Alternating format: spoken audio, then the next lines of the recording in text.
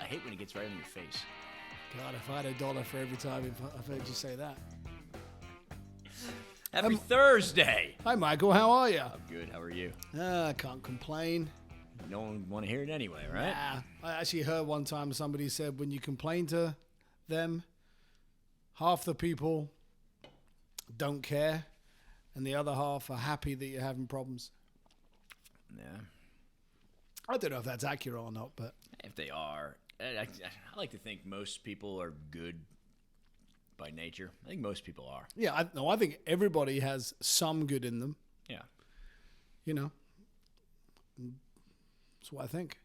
So what's going on? So Some people have more good than others. we're tight schedule tonight. You get date night? What do you get going on? I do actually, yeah. I have a date night, going to a little concert this evening, little intimate affair, little acoustic thing. Oh, who's singing? Sean Mullins and a guy called Chuck Cannon, who Sean Mullins had a song back when I was in high school. Yeah, he did. Forget what it was, but Lullaby. yeah, there you go. Right? Yeah, that's him. I had a date night last week. Oh, yeah? Yeah, we went through Axes. I threw axes about a month ago. It's Yeah. kind of fun. Although, after you've thrown about 12, you're sort of ready just to go to the bar. Well, it's bring your own beer. So it's just funny. So at the house getting ready, the wife was getting ready. I was like, all right, let me know when you're close to being ready. I'll order the Uber. He goes, Michael. This is my southern accent. Michael, we don't need to take an Uber. We don't need to spend that money. I'm at him. Give me $7. And realistically, if you're going to have one drink, you're better off taking an Uber every single time. He said, no, Michael, no, I'll just drive. I won't drink. I go, you've already had a drink, which means you're halfway to your tolerance. So, you're not going to drive. We'll take an Uber. Date night. We'll take an Uber. We'll spoil ourselves on the $7 Uber. And then we got down to the real reason why she didn't want to take an Uber. Michael, every time we get in an Uber, you just talk to the Uber driver and act like I'm not even there. And it's like you make a new best friend every single time. And I'm like, okay, I didn't realize that was a sensitive point here. I go, I promise you, I will not talk to the Uber driver. I'll say hi, and then I'm going to talk to you. You're my focus tonight's our date night, right? So, okay, all right, so order the Uber, right? We get into the Uber, and you can tell immediately this was the most talkative, outgoing son of a bitch that I've ever gotten in an Uber with, right? Talking to me, and so I'm talking, and then turns out, went to the University of Kansas. Get out of here. So did I. Played on the football team with my roommates, knew the same people. Then, when he graduated school, got in a business like ours, ran an office just like ours, selling Quill office supplies down in South Florida. We talked the entire freaking time. We had so much in common. We talked the whole fucking ride. We pull up to the axe throwing place. I was like, oh, I did it again. But like, how do you not in that scenario? And so we get out of the car, and I look at her. I go, I'm sorry. And she goes, I knew it. But this time it was kind of cute. And I was like, oh. Hey, You're off the hook. Off the hook. And then she hit me with an axe. There you go. Well, that makes sense. Speaking of southern accents, Yes. you know, I grew up in South England. A little bit of a different vibe. Talk a little bit slower in down South in England? London. You know, people talk really fast in London. They ain't doing, mate. But anyway, when I came here to the South, I was like, golly, just finish the sentence already. You just added 3 extra syllables there that weren't necessary. But anyway, do you know why the pregnancy rate at the University of Georgia is so high? It's 2020. 2020. Okay. Nope. Next. So you catch that fight on Saturday night? I caught it, and it caught me. Yeah, About I think $100. it cost you $100. I'm $100 richer in the Venmo account, and you may be $100 lighter. I got to go with the English Gypsy King.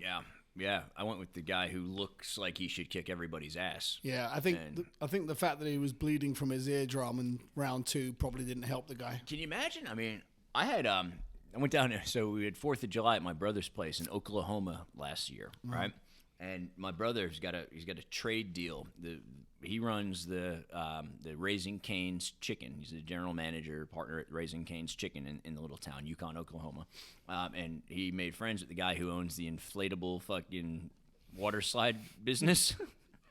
So my brother hooks him up with chicken fingers, and that dude hooks him up once a month during the summer for a week. My brother gets a new inflatable, sounds like a deal in the backyard. And so 4th of July, this big inflatable, it was probably 2 stories high, water slide, everything. And my wife, Michael, do not get on the inflatable. You don't need to do that. You've been drinking. It's Trulies, whatever. And, You know what would be fun, actually, if you slid down the slide into a bed of chicken fingers. Face cross first. promotion, yeah, cross promotion. But I'll I have didn't. one I of those. slid down. I slid down head first, went in a little curve at the end into the little pool, and I got freaking water in my ear, which is terrible.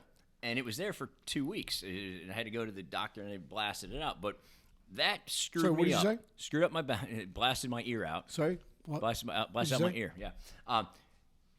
2 weeks. I felt like I was in a cloud. You couldn't stand up too fast. I cannot imagine having your eardrum busted by another man's fist and then having to continue to fight him. Yeah. When the goal is to stand up the entire time. Yep. So Tyson Fury is the champion of the world now. He is the heavyweight champion of the world. He unified those titles. Yeah. Now Anthony Joshua, another Englishman, has a couple of other belts. And they're trying to angle for a fight, but Wilder has a automatic rematch clause.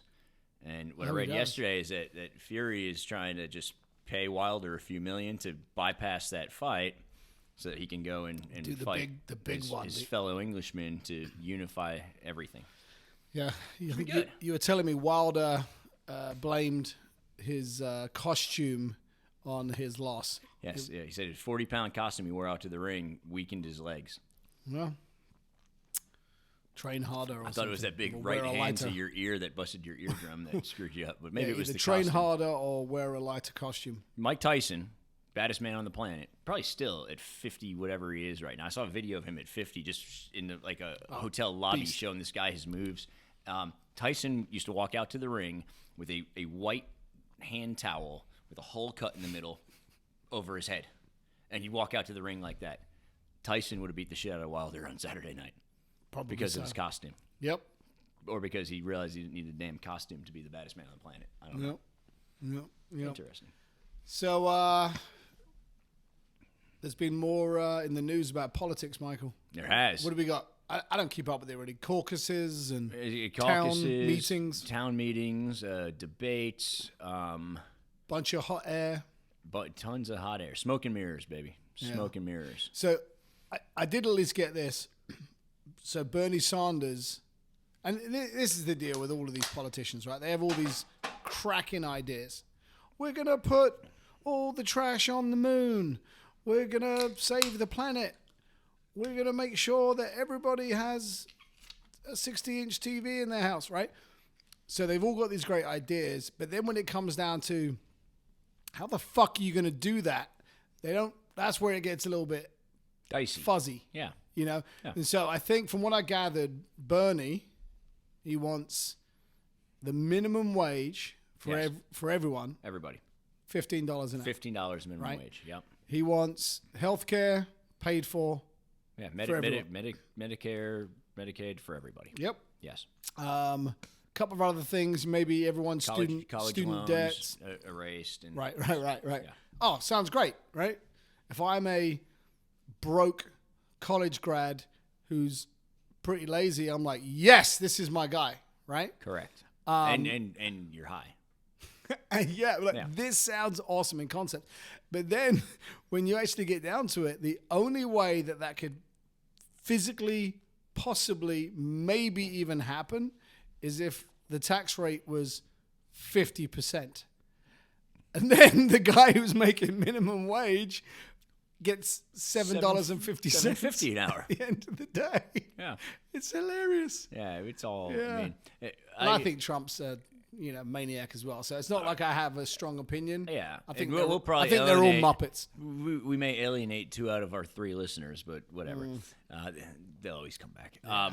Coming back for more. I'm a firm believer that any problem that we have in our country is too big for one man to solve, or woman, and it's too big to blame one man or woman for creating it. It's institutional, and it takes not a term. It takes probably 3 or 4 or 5 terms of the same path to correct a course, you know? I think you're probably right. Politics is all smoke and mirrors. It's entertaining-ish. I'd rather watch Goldberg beat Bray Wyatt for the title in Saudi Arabia today, that happened today. I'd rather watch the Golf Channel. There you go. Yeah. The Golf Channel is very therapeutic for me. It's good to nap to. People meditate. Oh, it's great to nap to. Yeah.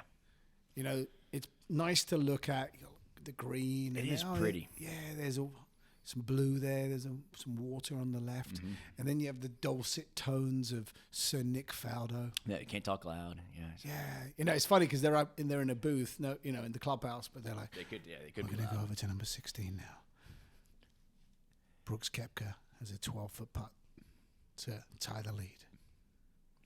But it's Do you remember when we got the VIP passes to the Bell South I do. Open here in Atlanta? Great story. So Bell South, our client at the time, hooked us up with these VIP passes. Badass. Yeah. So myself, yourself, my future wife. Who you weren't even dating at the time, I don't believe. Maybe dating is a maybe term, just kind of use sniffing term around loosely. at the time. Sniffing around at the time. Anyway, I would have said dating rather than that, but whatever. So we show up to the tournament, and one of our hospitality, entrances was right there. So we're like, well, it makes sense. So we never even saw a golfer or a golf ball for about 3 or 4 hours. We went into the hospitality tent, which is right by number 10T. Yep. Free booze.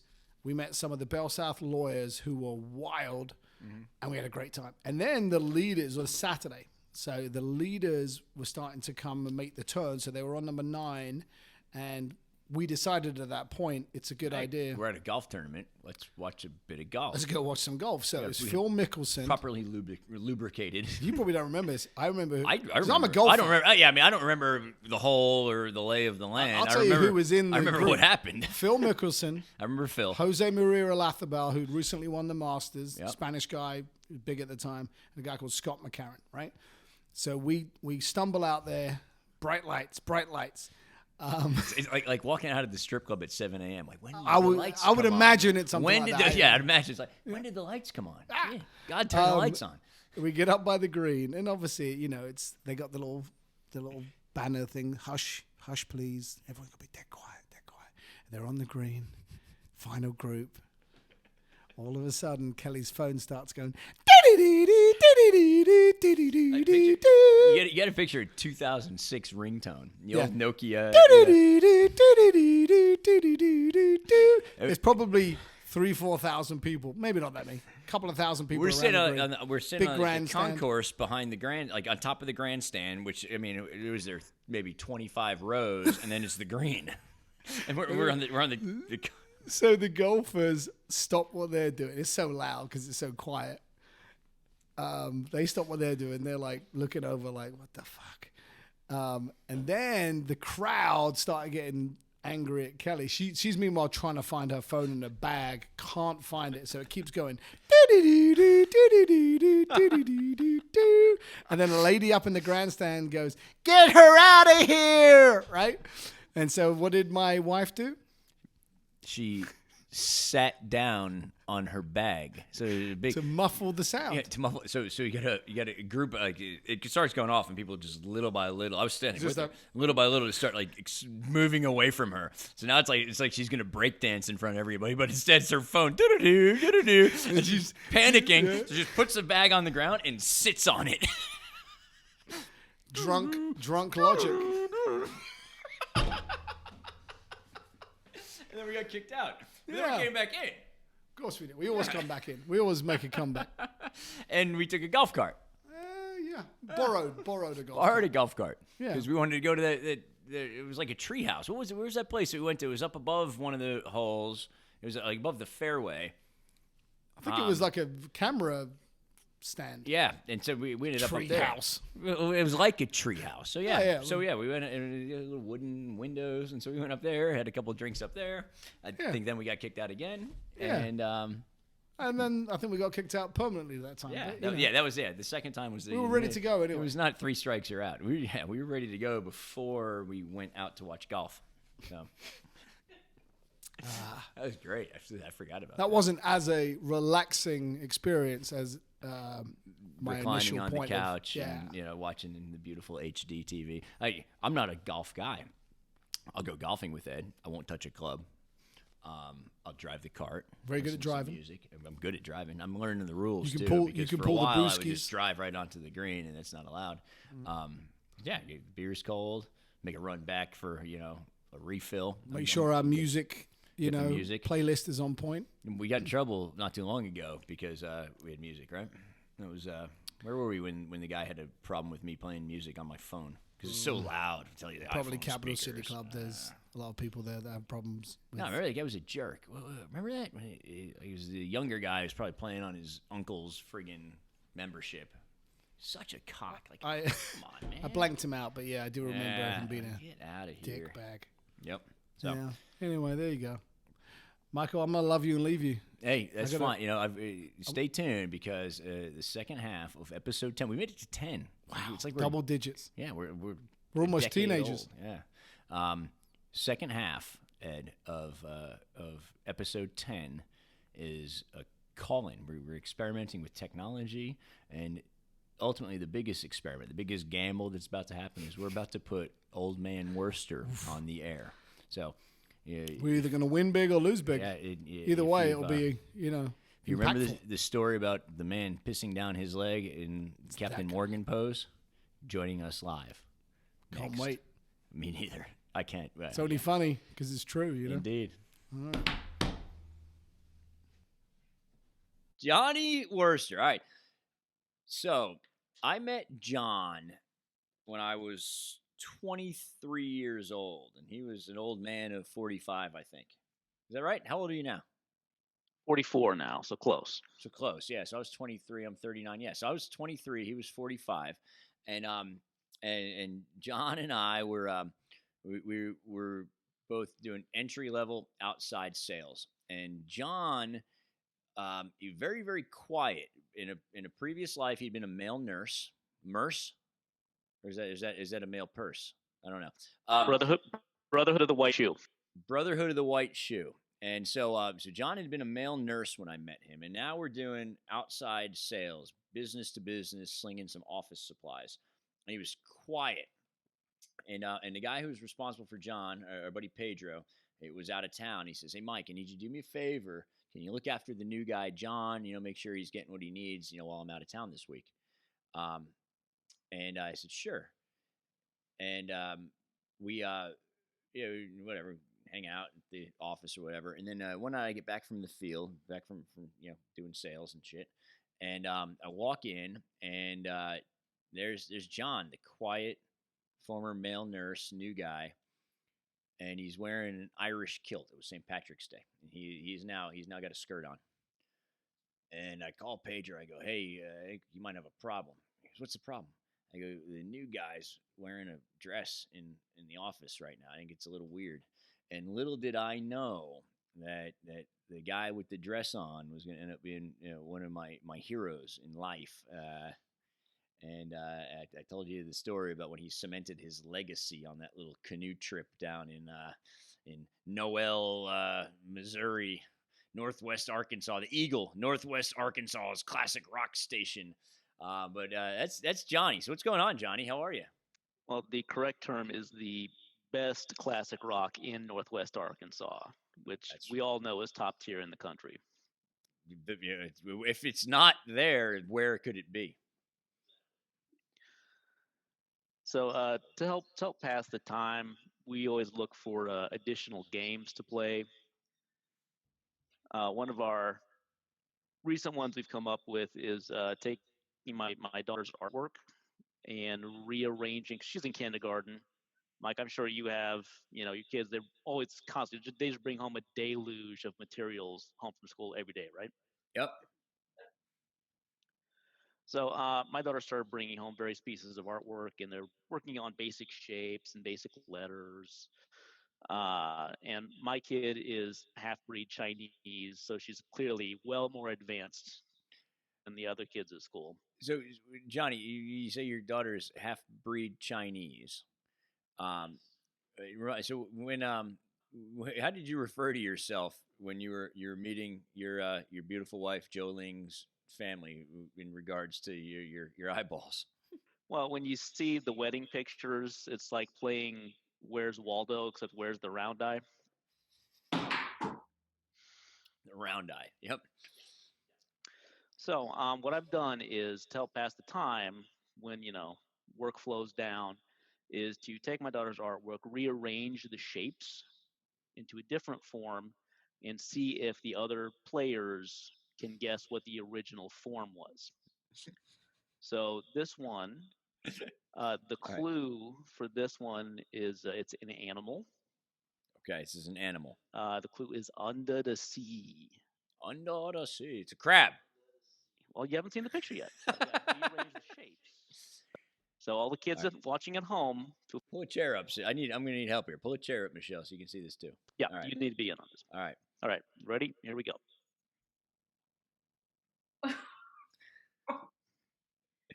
Is that? I'm still going with crab. I don't know why though, just because that was my initial guess. And you're gonna show us the original, right? Yes, I have All the right. original here. All right. So the clue, that was a good clue. Dave jellyfish, guys. It's a jellyfish. How'd you not see that? It's right there.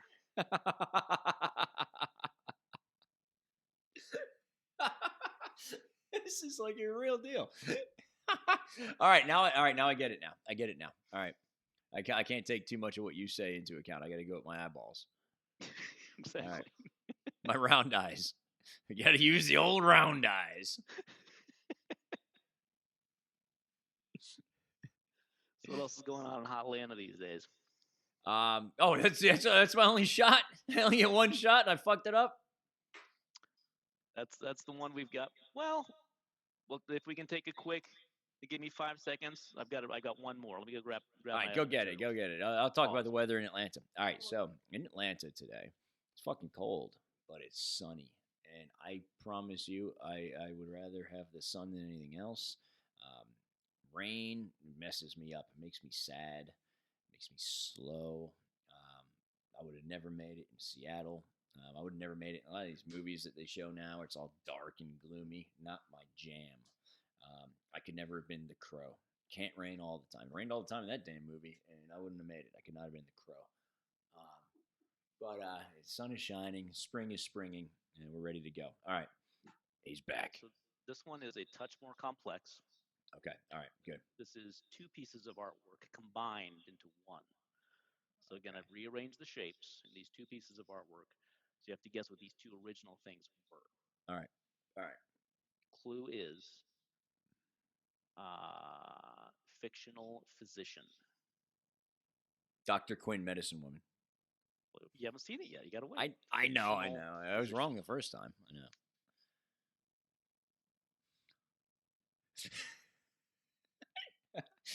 This is it? This is all I get? So this is fictional physician. Hold on, there's 2 of them? Yes. So there's 2 fictional physicians. Well, this is 2 separate entities. Your clue is fictional physician.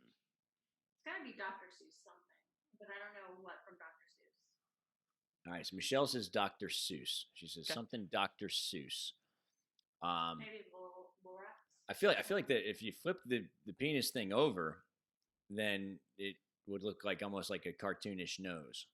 Penis thing? Yeah, I think you just put in your mouth. What'd you think that? No, it's the Cat in the Hat. Okay, yeah. The other one was Thing 2. Thing 2. What do you think it was? Nothing. I thought it was a nose. I thought that could have been a nose. Hence the name of the game. What did you think it was? Yep. All right, so Johnny, I failed that game, 0 for 2. Sure. A couple weeks ago, I need to apologize because I was I got a little wrapped up in our sharing, and I told a story about the time we went to Noel, Missouri, and floated the river, and you beat me in our competition and became our hero. Why don't you give me your side of that story, just so We're full transparency here. I mean, again, not much to tell. I think you covered it all. I would say the precursor would be the only other portion of the story we would need, is that we were both at a low point. Yeah. And like any mature adults, when you're at a low point, the breaks aren't going your way, the going gets tough. You take it out on other people around you, which And is you drink, obviously what we chose to do. And you drink an awful lot. Yes. Of Miller High Life. Light. Yes. Yeah. Yes. Mixing coping mechanisms, alcohol, and emotional abuse has been a tried and true method in this country for generations. Yeah. If there is such a thing as mastering that, we did it that weekend. Labor Day of 2004-ish. Yes. I'm thinking. Still salty about getting robbed at the karaoke contest, but. Oh, that was right. Oh, this is wonderful. So we're staying at the campground, and we splurged. I think we spent like $20 a night to get one of the A-frames or whatever, which was hilarious. Also, and then and they backed in a trailer on the last night. They did a catfish fry and a karaoke contest, which I participated in out of fun and because I like to think deep down I'm a rock star. But John is actually good. Like he's good. He does Roger Miller, right? It's his song, and he's good at it. And you were robbed. That was bullshit. Yeah, that's all right. We got some koozies out of the deal, though. Yeah, we did. They hang around your neck. The koozies that hang around your neck. You could just set the beer in right at your chest. It's funny. Right. So, how about New Orleans? Give me some New Orleans stories. I remember we've gone to New Orleans a couple times, for business. The first time we went, you already knew New Orleans. You knew where to go. We ended up at Chuck's, which is, if you ever go to New Orleans, go to Chuck's, my favorite spot in New Orleans. Tell me a little bit about New Orleans. Sure. New Orleans is one of those great cities. It's the most European city of all American cities. So the thing to know about New Orleans is it's one of those cities that offers different things at different levels of your life. Kind of like Las Vegas. Yeah. So when you go to that type of city as a young person, you've got the bar scene, you've got the getting hammered scene, which is very much on offer in New Orleans. Yes. So what a lot of people don't realize, and New Orleans is a very fun place. When you become a NOLA veteran, it becomes a very fun place to take people. You've been there as long as I've known you. I like to do is take people to the drive-through daiquiri shop. So a lot of people aren't familiar with this. You have pretty much the exact same discussion with every single drive-through daiquiri virgin that you take. So you're like, so it's drive-through daiquiri shop? Yep. So they give you the slushy, and they probably give you like 2 of those airplane bottles, like pour in it. Nope. So there's alcohol in the cup when they give it to you. Yep. How is this legal? Well, see, New Orleans is very good at making things, it's the Big Easy. Yeah. You want to make things easy. So as long as you don't have the straw in it, it's a closed container. Really? That's the rule. So I don't use straws. Right. Never tell you a story about why I don't. With a little to-go cap on top. No, I know. But I've ever told you a story about why I stay away from straws. So when I was in college, there was this girl who was like trying to be a teacher or something, right? Beautiful girl. She had nice curves and dark hair. She wore these white jeans out to the Hawk in Lawrence, Kansas, right? And from afar, I friggin' had a massive crush on her, but I didn't have the game to talk to her, right? And we were drinking, I think, Captain Cokes at the time. That was what we could stomach because we were little bitches. And I had my little Captain and Coke out of my straw, and I had admired this girl from afar for a while, and I'm drinking my Captain Coke, and she starts walking towards me, and we make eye contact. I'm like, holy cow, this is the moment. This is it. It's game time. I better friggin' think of some words to say to her. And she comes up to me and she says, do you know that you look gay drinking out of a straw? I've not used a fucking straw since then. And there's nothing wrong with being gay. I just wasn't. And she was the object of my admiration at the time. And it kind of hurt my feelings. Damn. So yeah, never, never, never went very far with her. So your violent homophobia is what keeps you from drinking straws. I guess. I don't know.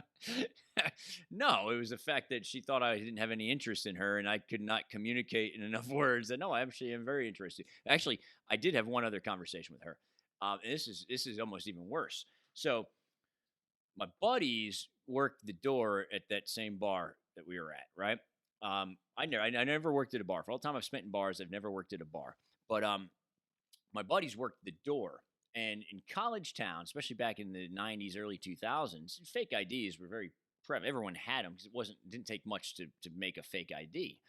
And they realized fairly early the bar is making a ton of money. The guy at the door isn't making anything. So we put together this business where if someone had a fake ID and you knew it was a fake ID, you're standing at the door. These are two big dudes. They were massive, 6'3", 6'4", 300 plus pounds, right? If someone had a fake ID, they would look at them and say, "Hey, this is obviously fake. I'm gonna have to keep it unless you give me $20, and then I'll let you in the bar." And so we started skimming off the door. And over the course of a busy night, like on a Thursday or Friday or Saturday in college, make handful. This is back when people had cash; they carried money around with them, and they make stacks of cash. And they're like, "Well, I can't." And so my buddies are working the door. Like, I can't just collect all that money at the door and just have it on me. And so we set up a system where every hour they would trade off at the door and they would make a round around the bar to make sure everyone was behaving themselves. And they would find me and they would hand me all the money. And I would just put all the money in my pocket. Then we'd get home later, we'd split all the money. So this is obviously fairly illegal and questionable, when it comes to, whether or not you should actually do this stuff in real life. But everyone had fun. The little girls, little boys with the fake IDs got into the bar. They had fun. It was mommy and daddy's money. They didn't care. And we were able to pay our bills. And so I ended up, this is, fast forward probably 6 or 7 months from when the girl told me I didn't look attractive drinking out of a straw. I'm talking to her down in the bottom level of the bar. And we've been running this game for a while. And I'm talking to her. She's talking about how she wants to be a teacher, right? So this is how I knew she wants to be a teacher. And she's got all these, wants to help the next generation. And, she's just a nice person, other than the fact she didn't like me for drinking out of a straw.